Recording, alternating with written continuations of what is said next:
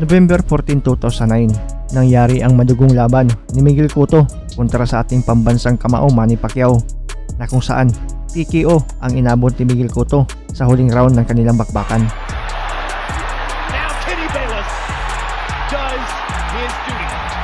Pero bago mangyari ang labang Miguel Cotto kontra Manny Pacquiao, ay may isang Pinoy pa ang lumaban sa undercard nila, na kung saan umagaw sa atensyon ng mga komentator dahil sobrang napabilib sila.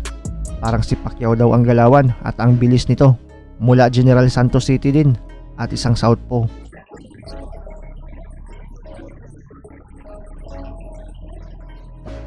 Ito ay sa katauhan ni Edinson Sona na may alias noon na Magnifico. Nakalaban niya dito ang pambato ng bansang Israel na si Elon Kidim. May record si Kidim na 10 wins, 2 losses at 4 na tabla, habang 23 wins, 5 losses naman ang Pinoy na si Edinson Sona. Naka-schedule sa 6 na rounds ang laban, pero sa mismong bakbakan, itong Pinoy na si Sonsona ay tila may lalakarin pa. Maagang dinurog ang kalaban. First round pa lang pinabagsak na itong kalabang tubong Israel, at sa second round, dinurog na ng tuluyan ng Pinoy itong si Kidim.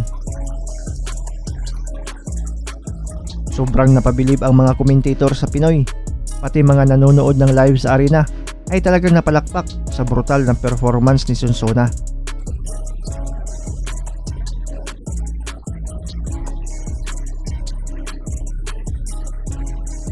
Pati mga trainer niya na sina Buboy Fernandez at Coach Neri ay talagang humanga.